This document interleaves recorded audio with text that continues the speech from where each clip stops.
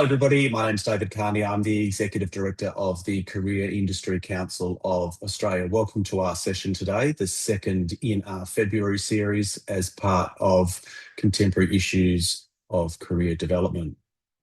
Just before we get underway, I'd just like to make an acknowledgement of country. So the Career Industry Council of Australia would like to acknowledge the traditional custodians of country throughout Australia and their connection to land, sea and community. This morning I'll be presenting this webinar on the lands of the Whadjuk people of the Noongar Nation, and I'd like to pay my respects to their elders past and present and extend that respect to any Aboriginal or Torres Strait Islander peoples who are joining us today. Just a bit of housekeeping before we get underway, just to let you know this session is being recorded. If you do experience any technical issues through the course of the session, please in the first instance try to refresh your screen. If that doesn't work, you can use the login details to come back into the session. We will have the chat function open today, so feel free to add your comments and contributions to the chat. Emma, however, will be focusing on her presentation. She won't be keeping her eye on the chat. So if you do have any questions for Emma about anything that she is presenting, please feel free to put those into the Q&A button, and we will have some time at the end of the presentation to get to those questions if we can. Just a reminder that the use of AI note takers as well as any audio and visual recording equipment is strictly forbidden throughout the course of this session. 2 sessions left as part of our free webinar series. Next week, neurodiversity employability with Maximus from South Africa, and our final session in February is about introducing and exploring green guidance, what next for practitioners, with Corinne Grant from the UK. If you're interested in either of those 2 sessions, please visit the Seeker website, click on the events tab, and you will be able to register for those free events. In March, we kick off our full international series. One of Emma's colleagues from Jobs and Skills Australia will be presenting Australia's current and future labour market needs on the 11th, and then on the 25th, applying career construction theory and practice with Kevin Glavin. Again, if you're interested in those sessions, please visit the Seeker website to register. So it gives me a great deal of pleasure now to welcome Dr. Emma Cannon from Jobs and Skills Australia to our webinar series today to present this really, really important topic.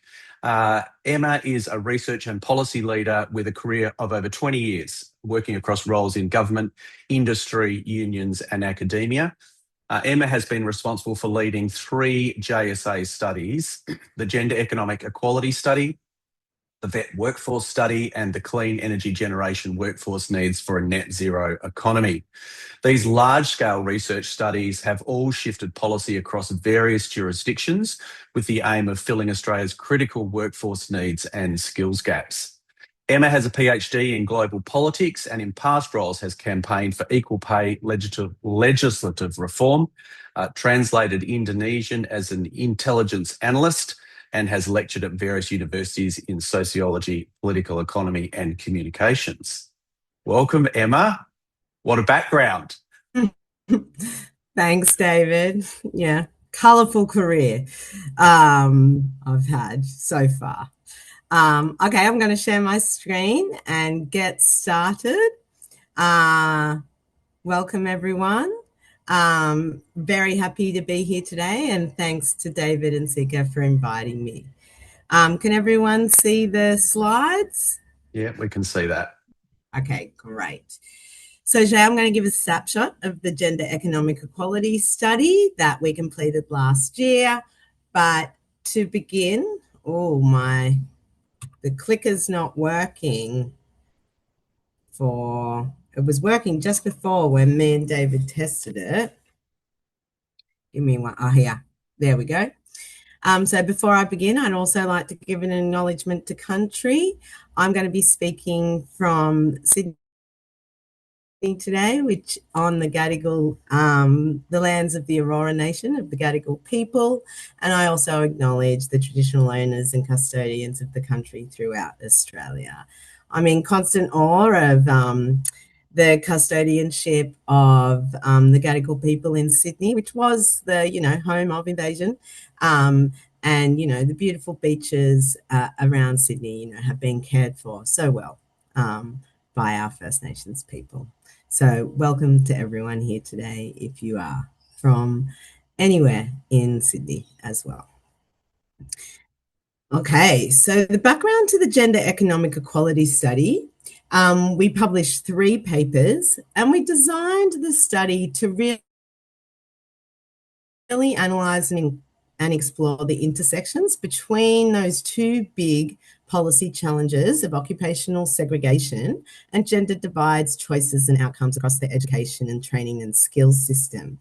We also made a very conscious decision to have a strong intersectional focus in all our data analysis and policy solutions to fill evidence gaps, especially in gender pay gap findings, so that we can develop more nuanced policy reforms and where compounding disadvantage is incurring across the labour market and skills system.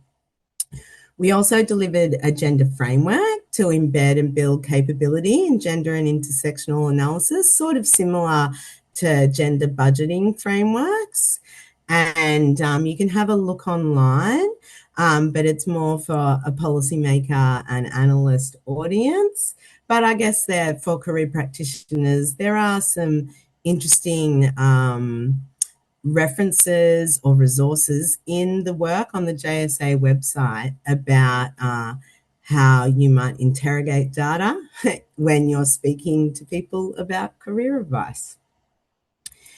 We also have a real commitment to data transparency and being able to access the data for hundreds of different occupations and or the top 100 vet courses in this country. And you can look at those, and I'm happy for David to share slides after this so you can access all those dashboards yourself. So the first paper we did was what I pitched as new perspectives on old problems in relation to occupational segregation and gender pay gaps. So we put forward a new gender segregation intensity scale and offered intersectional insights on how segregation trends differ across different groups of workers, including culturally and linguistically diverse workers and First Nations workers. We also looked at whether occupational segregation patterns had shifted over time using census data in the 15 years from 2006 to 2021 and across the life course from an age cohort analysis. And unfortunately, we found that segregation hasn't shifted much over the last 15 years. We also looked at the largest and fastest growing occupations in this country over time and applied that lens to see where the opportunities are for change or that might be coming. And you can see the table on the screen is an example of the sort of 4 different categories in the GSIS, and I'll be using them throughout the presentation today. So our headline findings were that only 1 in 5 workers are actually in gender balanced occupations across the Australian workforce, and that 70% of jobs have remained at the same level of gender segregation intensity over the last 15 years, and that skills shortages are incredibly get worse as segregation increases, and at that almost completely male or female dominated segregation intensity, skill shortages are very high. And I think that's often been known in anecdotally as a factor or a driver in skill shortages in labour market economics, but not the extent of it. So I think that's a really important contribution in this study to show to economists, especially more traditional, I guess, economist approaches, that gender segregation is a driver of skills shortages and an issue for productivity. We also found that particular occupations are becoming gender balanced over time. And I think paramedics and ambulance officers is a good one. And part of this is connected to the increasing shift of women into professions, but there are some occupations, like the ones listed up on the slide, that show a trend or changes that are even above that broader shift of women moving into professions. There are some occupations that have also become more female dominated over time, and that there are some roles where males, or particular males, are entering. And cold males, for example, are entering the occupation of Asian disabled carers, which is now the second biggest employing occupation in the country, at a higher rate than Australian-born males. And this, shows how, in some cases, broader workforce trends, or segregation trends, are not mirrored in different demographic cohorts, and that has implications for policymaking or even career advice. So some of the key intersectional insights are that First Nations workers are far more gender segregated across the economy, and that cold women have a strong representation in health, IT, and accounting occupations, and are very much driving some of that professional gender balancing over time. Some of the, doctors, engineers, and software programmers are very much becoming increasingly diverse and more gender balanced over that 15 years. And I think that's also a really interesting finding about this study. So this is just to drive home, these next two slides, the level of skill shortage in that category of almost completely male or female dominated occupations. So this means occupations like early childhood educator, where over 90% of the workforce is female, or many of the male dominated trades in carpentry, electrical, etc., where over 90% of the workforce is male, and all of these occupations have high skill shortages. Even further, when you break this down by gender, you can see that the skills shortages or occupation shortages are the worst in the almost completely male-dominated category. And it's also interesting to take note of that second column about ANSCO occupation count. ANSCO is the occupational classification in Australia, which has been reformed and updated to become OSCA. And we also looked at a gender analysis of OSCA in the second paper, and I'm going to speak to that shortly. But you can see that in our occupational classification system, there's actually some inherent gender bias in how we count and describe occupations, and that the workforce size there in almost completely male-dominated occupations is quite large, because we describe and historically have understood and focused more on male-dominated occupations. And some of the reforms to OSCA mean we'll understand female-dominated occupations in more detail, which I think I'm interested to hear from all of you about the implications that has for career practitioners, advice and practice. Segregation in education and training also remains entrenched and is not going to shift occupational segregation trends anytime soon. Across 71 fields of education, only 20% are gender balanced. And that visual up on the slide, you can see, is the top 10 most common fields of education across both vet and higher education. And you can see, for example, building is 98% male, where other education is 96% female. And we applied the GSIS to fields of education, and we can apply the GSIS to broad other labour market and skills stats to get more insights. I'm going to speak a bit more to this stuff in paper 2. But first, we'll go to the other key contribution of paper 1, which was new perspectives on the old problem of gender pay gaps. So the image up on the screen, you can see that Workplace Gender Equality Agency has, reports gender pay gaps at quite a high aggregated level of occupation and industry. And our study offered a disaggregation of this data. So instead of reporting on a professional's gender pay gap, we looked at detailed occupational gaps at the lowest ANSCO level, which is digit 6, or the most disaggregated. And you can see that that gives us new insights into the gender pay gap for obstetricians or social workers.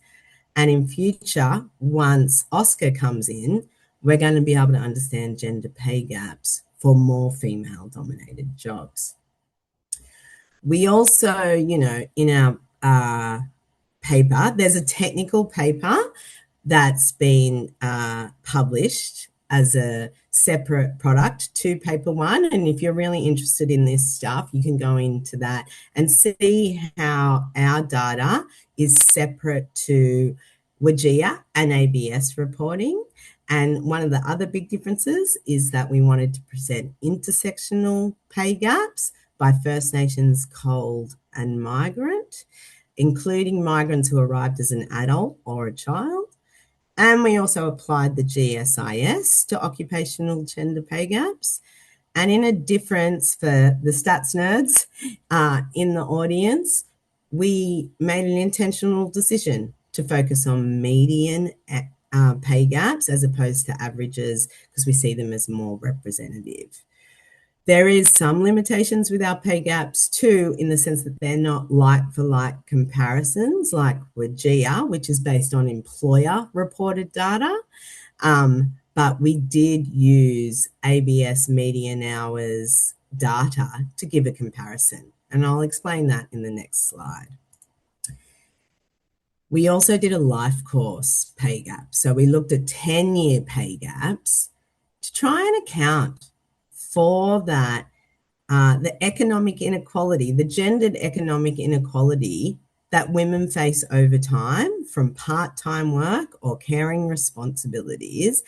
And we found that this pay gap increases to over 30% over time. And so that's a really important finding, and we're hoping to extend that out. And as linked admin data ages, we could work towards a lifetime gender pay gap. We also found that there are some severe pay gaps across the detailed occupational level, including several very high pay gaps over the 35% range. And the industries that are represented here is similar to WGEA data: male-dominated trades, health, which is largely female-dominated, but quite concerning. It has often been a focus in this field, and male-dominated finance sector show the largest gaps.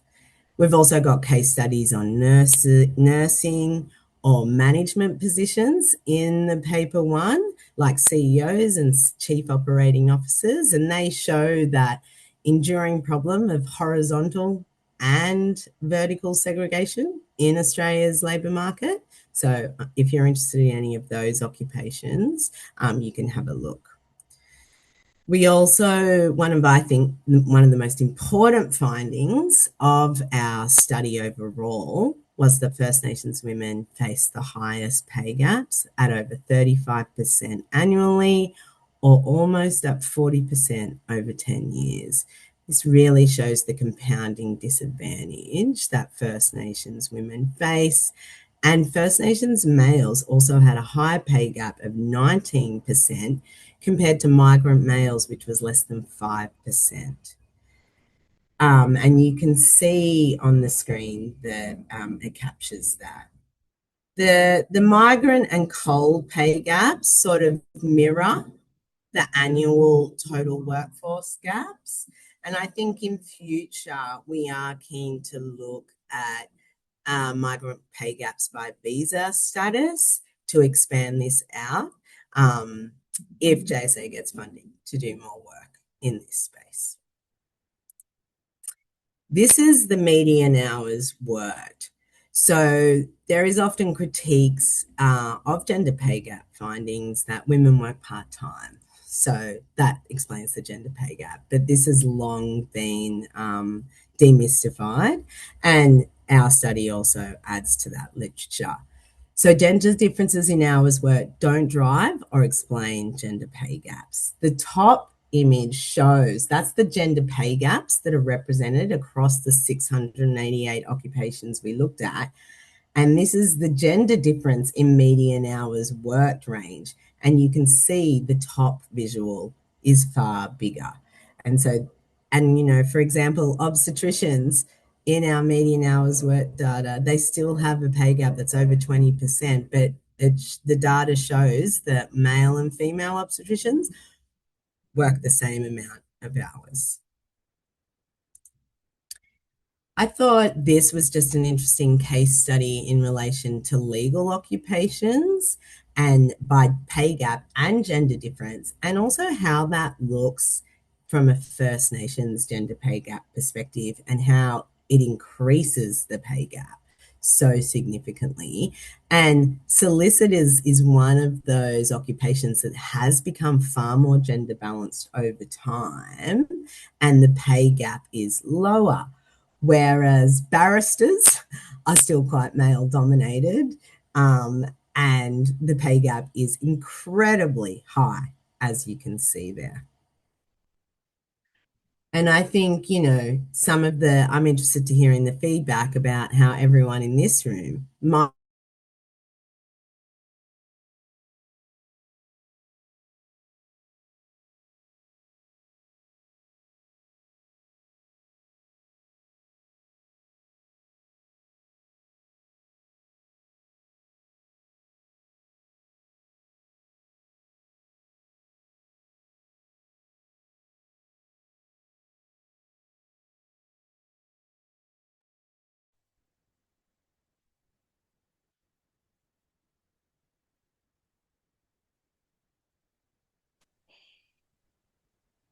Am I back, David? You're back now. You did freeze though. Okay, I'll share my screen again. Yeah, All good? all good. Okay. Well, at least it was a timely freeze at the end of paper one. On to paper two. You can see it's more focused on education and training. And we've got the Oscar analysis here and some analysis of skills mismatches, vet outcomes, and also applying the GSIS to different career pathways. Some of the headline findings are up on the screen. And I think the finding around social and cultural norms really strongly influencing education and training choices and thus subsequent occupation and career pathways push JSA into some territory which we're not naturally in, which is more in the secondary schooling space because we focus on vet, tertiary and higher education.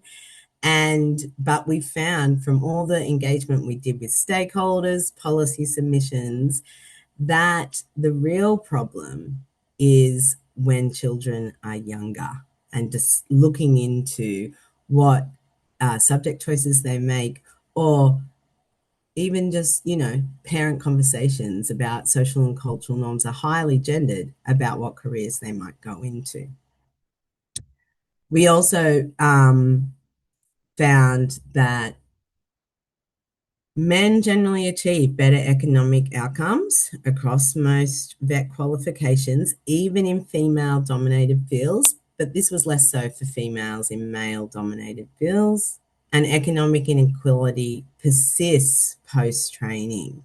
And in some of the data, if you're really interested, we controlled for educational attainment, so you can see those differences.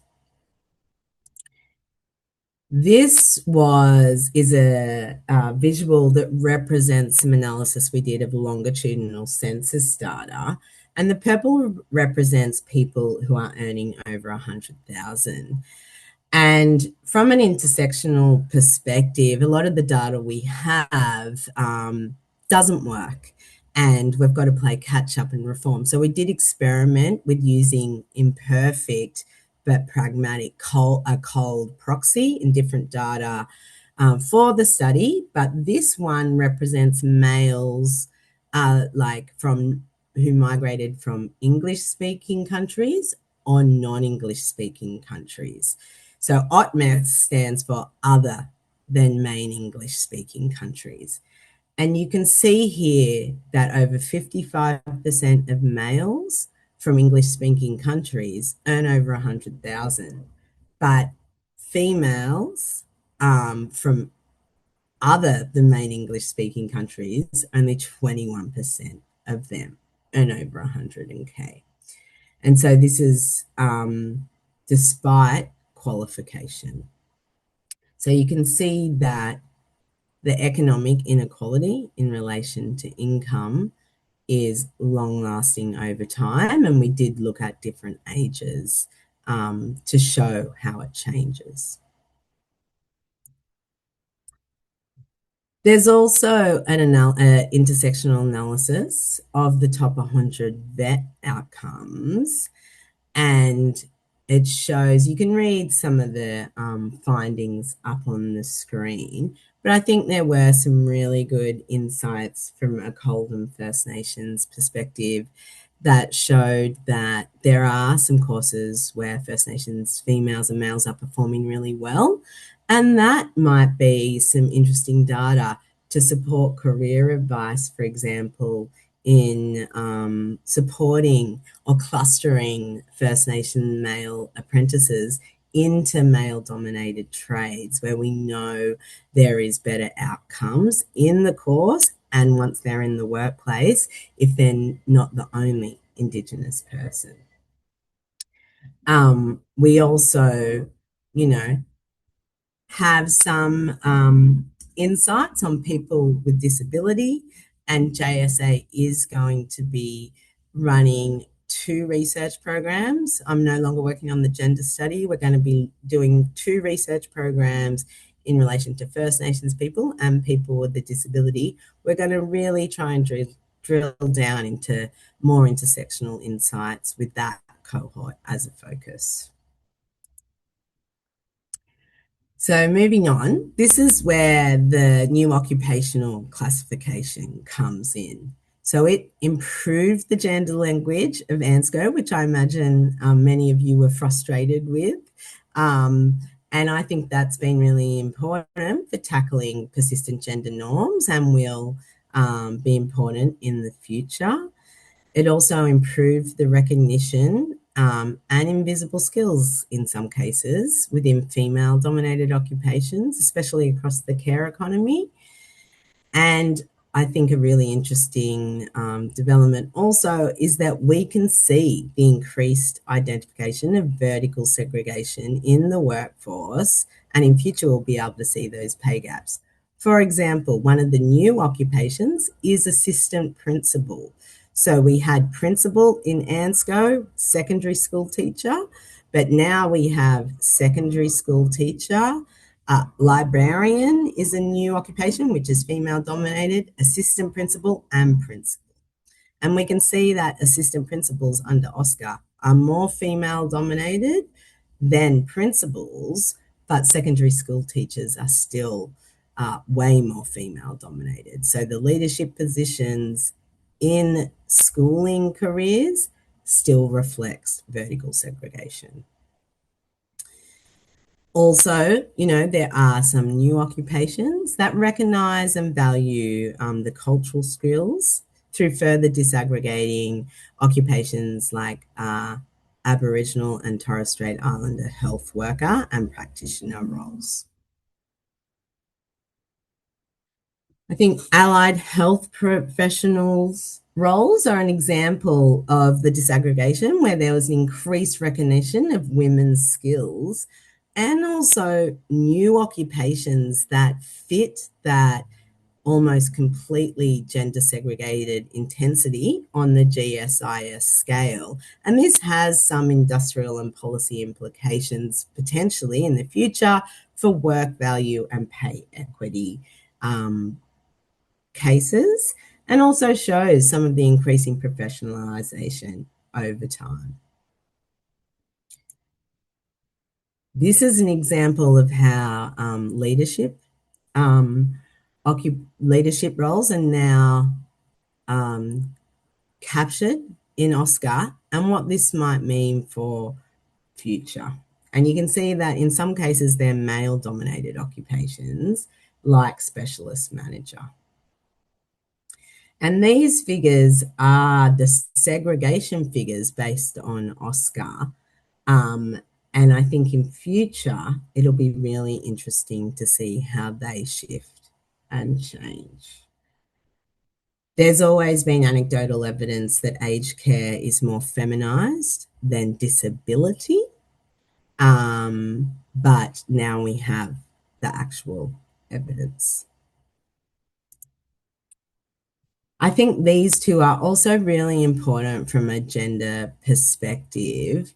You can see that for the first time, we're going to count jobs like financial counsellor or family violence practitioner and aged care coordinator or housing officer. These are really important jobs in our economy, some of which people want to go into, and you will now have access to more data to give advice on that.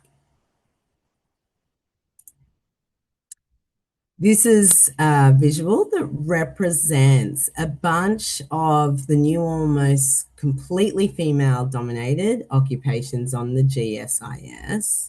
So you can see this is the middle one. And I saw it, I can't really see the chat, but I did see someone comment about librarian. So teacher librarian is here. Before librarian, I'm pretty sure was just grouped with this category. So more recognition of excellent librarians is great in my books. And your garment technician, for example, versus clothing trades workers, I think is a good example of that gendered language shift. In lots of male-dominated occupations, there's language like technician, where in others, female-dominated, it's worker.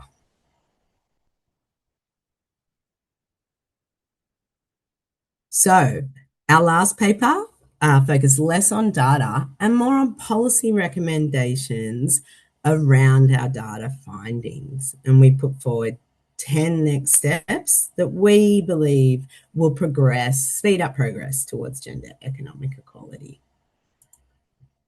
And the 10 recommendations are up on the screen here.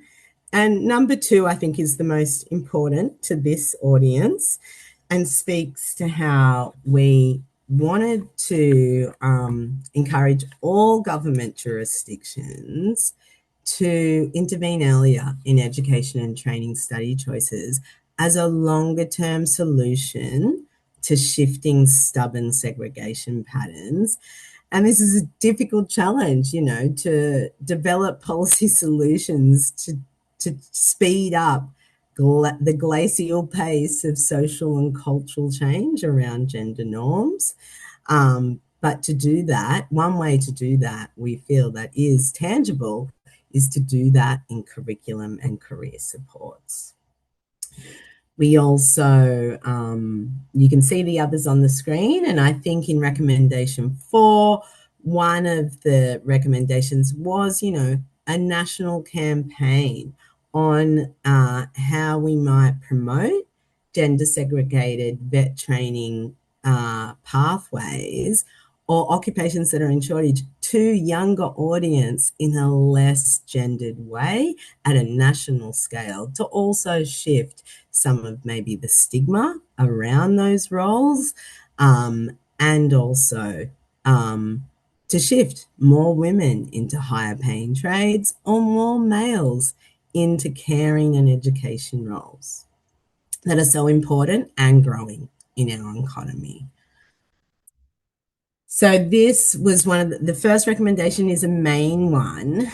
And I wanted to put this up on the screen because I also think, there's real opportunities for jobs and skills councils to work with career practitioners or organisations like Seeker to factor in into industry interventions at younger levels in schooling or at different touch points along people's career pathways and decision making to change gendered norms around career exploration and choices. Here's a bit more detail on recommendation 2.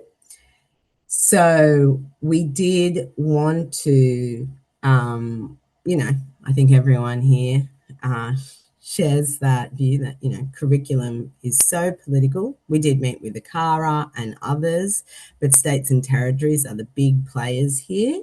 And so we did try and land recommendations that could be flexible enough for state and territories to build on, or the feds to, make some shifts from the national curriculum, at least for the smaller territories that do use that. And in the short term, we recommended that ACARA develop a curriculum across primary and secondary schooling that states and territories can adapt or utilise, and that in the longer term, there is more mandatory career learning exploration at a younger level, like international best practice. We also think there's some really innovative low-cost options to scale up, including gender-informed CPD.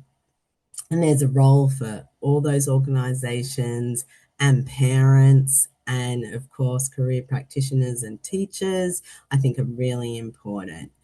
And there are connections to things that are already happening in the detail of paper 3. And I know there's probably some frustration in the sector at the moment about where careers policy is going, but I'm really hoping some of our gender study recommendations can shape careers policy into the future. And this one just gives you a little insight into that recommendation focused on VET and how a suite of career introduction or entry-level programs, which are more like tasters at the secondary schooling level, could also shift gender segregation patterns and maybe be part of the role of encouraging female or male students to go into other directions. I also acknowledge one limitation of our study was that we don't have any non-binary data or sexuality data, and that's discussed, as well as the limitations around culturally and linguistically diverse data variables instead of culturally and racially marginalised variables, and all that's in our technical paper. And the 2026 census will include new sexual identity data, and I think intersectional analysis on that and segregation and pay gaps is really important and has implications for career advice as well. So I just wanted to I should have flagged that earlier in the discussion. So I guess I'll hand back to David, but I'm really keen to hear from this great audience on what they think about the study and what, next steps might be. And I'll have a look at the chat, David, and try and answer some questions while I hand back to you. That's great. Thank you, Emma. And while people are having a chance to probably put their questions into the Q&A, I suppose a couple of things for me. One, it's been great, from Seeker's perspective, we have valued the opportunity to engage with you about what role career advice and career practitioners can play in addressing a lot of the data that you've spoken about today. And so I think for people that have joined us, you will see in some of those recommendations that Emma presented is that it was a great opportunity for us to be able to help inform some of those recommendations. So I think from us, Emma, thank you for that opportunity. Also, while we're just waiting for some questions, and you've obviously posed a question for them, I think if you were sort of advising career practitioners directly today, what do you think probably two or three things you'd want them to do differently based on this research that they might be doing today? What would they take away from this research which would help address a lot of what you've presented? Yeah, I mean, I think, I wouldn't want to underestimate all the career practitioners in the room. I'm sure that many of you are very aware of gendered segregation and how it informs your advice. I mean, I remember, and things have changed so much. I remember at high school, my careers advisor said, "Oh, well, you're pretty clever, so just go just go get a university degree."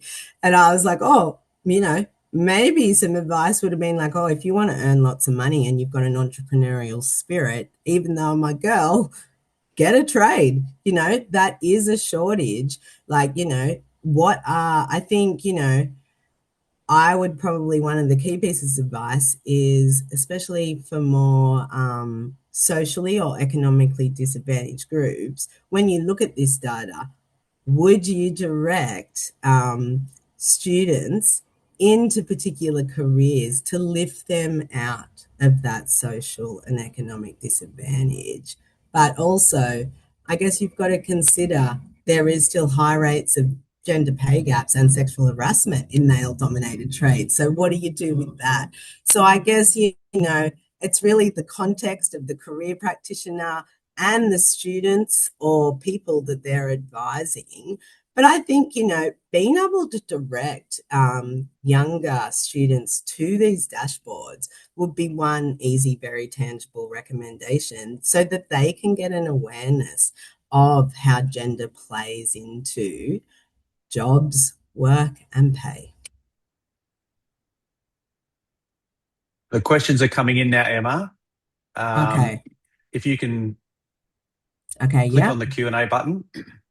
Some are comments, some are questions. So Oh, I'll leave it.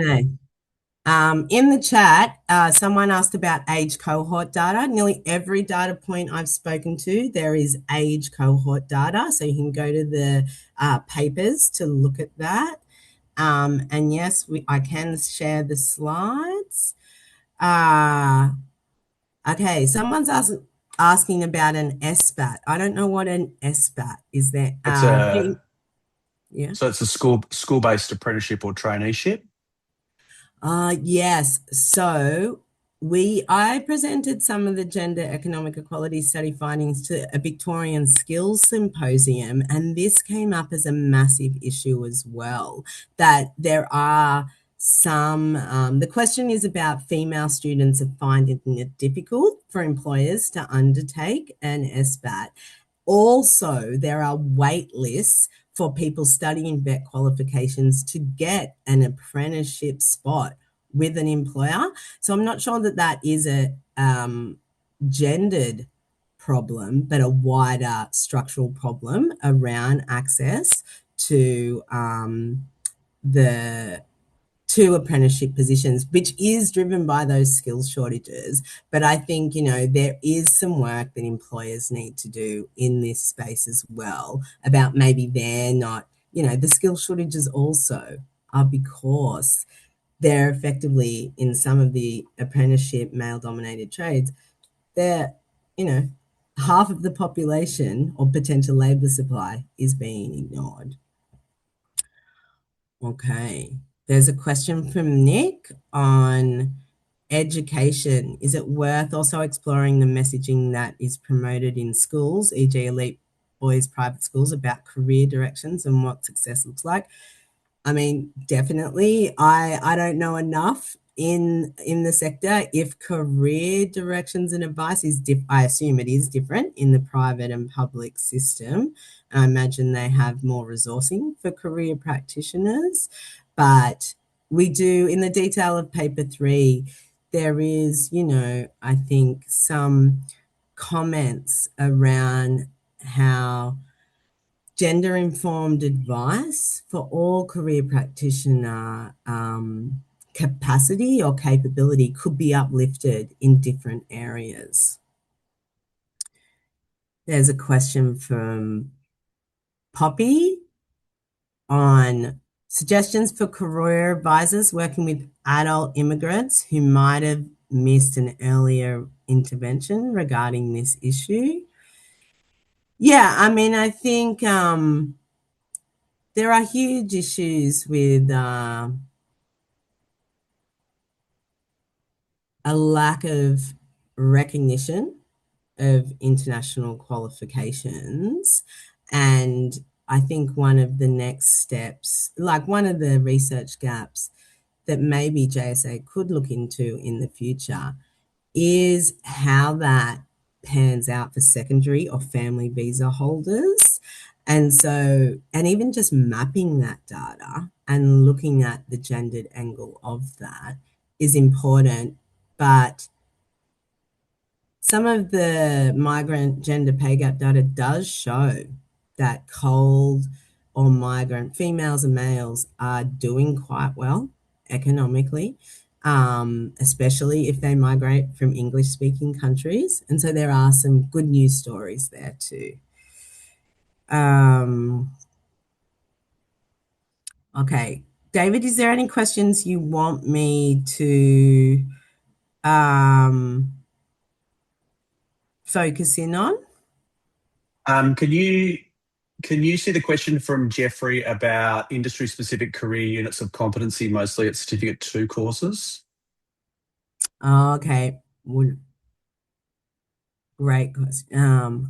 I mean, so is there, yeah, I mean, I think that's a good idea. I think vet in schools is a real opportunity that is not being used as a crossover for career exploration. And maybe it's at that later stage, but I think that will be a really good option to, like, dive into different professions and tackle some of those, because there is also lots of research that shows that males or females don't think they'll have the skills or be good at particular jobs. And that is because of gender norms. So giving people experience in that or training will get them to question that.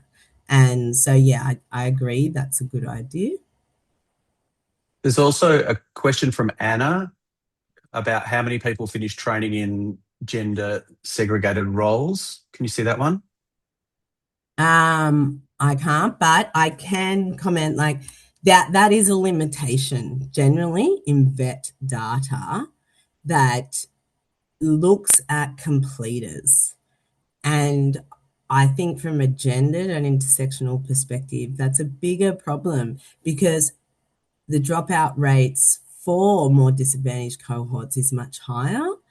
And we did look into trying to look at non-completers at different ages or at different stages of qualifications, including highly gender segregated qualifications, because there is anecdotal research, for example, that females drop out of qualifications that are male dominated.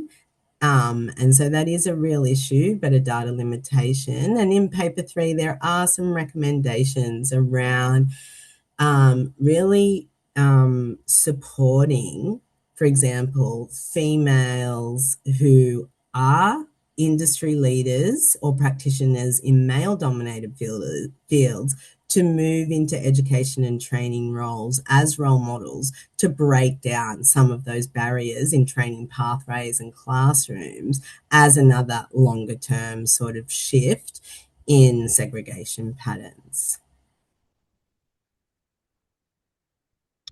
Who to Um, next, David? so there's one there from Tracy about, could you kindly clarify the difference between the earning disparity between Yeah. genders annually? But yeah.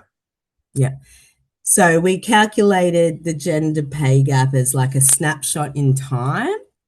for 20, the data, actually, the most latest data is, I think, was 22, 23 financial data. So this data that we used is linked admin data. So it's ATO data. It's data that's linked between the ATO and the ABS and some education and training data sets.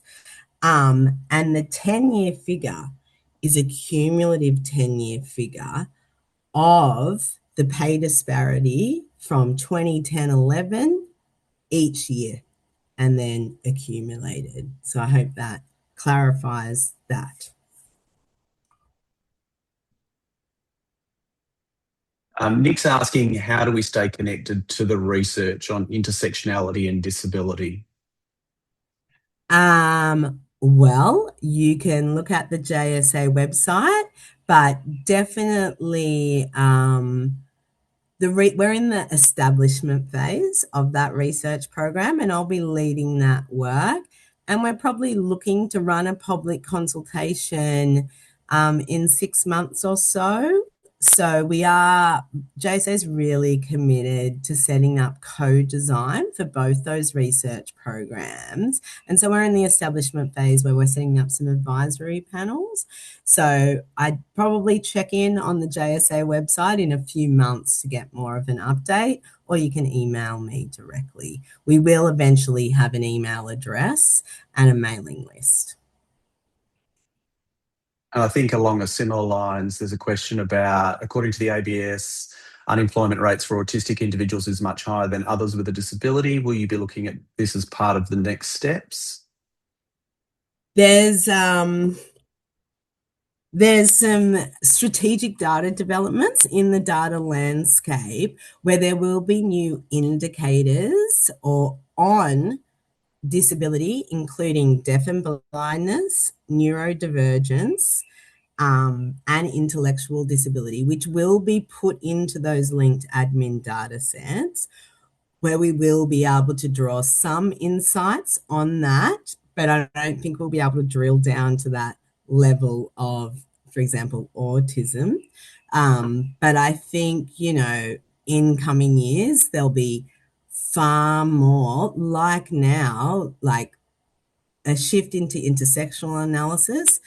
There will be a shift into more sophisticated analysis on people with a disability because the census is so limited. The data variable there, which is more about a long-term health condition, and that has constrained labour market and skills analysis in that space. And so I think, like Oscar, a lot of the data we're working with reflects some of the norms in our society and creates a problem for this type of analysis that we want to do.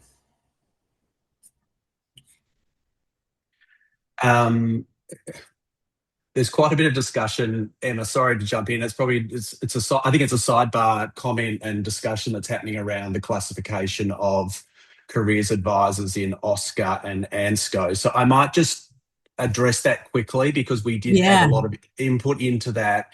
And look, in summary, what I would say is I think what Tracy's saying is in schools, why isn't the role identified specifically like teacher librarian? I think it's because what OSCO and ANSCO do is they look at the at the actual job or occupation, and it's obviously much broader than just in schools. One of the real struggles we had when we were dealing with the ABS with OSCA when we were trying to get the titles changed is that they use census data. And one of the things that happens when the census is completed is that careers advisors in schools actually self-identify as a secondary teacher and not as a careers advisor. And that is a problem. So we will be, once the 2026 census is announced, we'll be contacting our member associations and all through our social channels, strongly recommending that if you are a careers advisor in a school, even if you are only working 0.5 in that role, that you actually identify as a careers advisor and not as a secondary teacher. It's a big problem in trying to shift the discourse. Sorry. Yeah, and just so you know, David, that's an issue in a few roles. Yeah. Numeracy and literacy teachers have that. And I'm just trying to quickly look up some of my Power BI dashboards on Oscar to look at career advisors, but I'm having trouble loading it. But yeah, there is another opportunity to comment on Yeah. Oscar. So Yeah. we've been having communication with them on a regular basis, because the other issue too is that the term is used differently across the country. Um, the agreed term under the standards is career practitioner. So it's difficult when some states use different terms, different careers advisors or career practitioners use different terms. The terminology is a big thing in our profession. So we have to get unified under one thing. So we were pushing very strongly for the term career practitioner, because that is what sits in the standards. We believe that's what actually Yeah. provides greater levels of recognition. There is unfortunately some negative connotations attached to the word careers advisor, mainly driven by industry, unfortunately. So it's a Yeah. big piece of work that we need to continue to work on, I think, as a whole profession. But just to Tracy's point and to Amy's point and a whole lot of other people that have jumped in there, Seeker is aware of this issue. We are working with the ABS and the Oscar team to try to land on something which increases the profile of the role, which makes it more appropriate also when they're working in schools.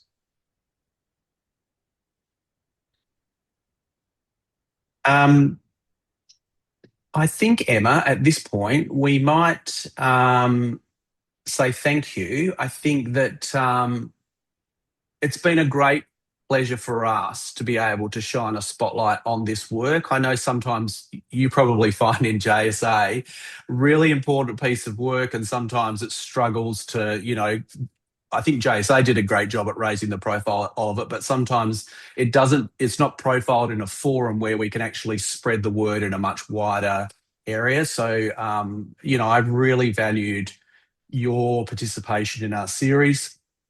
I think the data is so rich, like all JSA data, it's such rich data. And I hope that everybody found it informative today. I'll send you a copy of the chat. You can see a lot of people thanking you for it. When the recording comes out at the end of the series, if you're happy, we will attach your slides to that. Some people are asking for copies of the slides, so we'll just PDF those and attach those as an attachment in the email which goes out. So on behalf of Seeker and our participants today, and those that will be watching the recording, thank you for giving of your time. Thank you for your great work. Continue to produce this wonderful data that comes out of JSA. Thanks, David. And, I think it's been a great opportunity too. And, career practitioners are so important in changing norms. So I encourage all of you to stay connected to this type of work and intersectional research coming up in the future, because we can make real change. Thanks so much, Emma. Have a great day. See you all. Bye bye, everyone.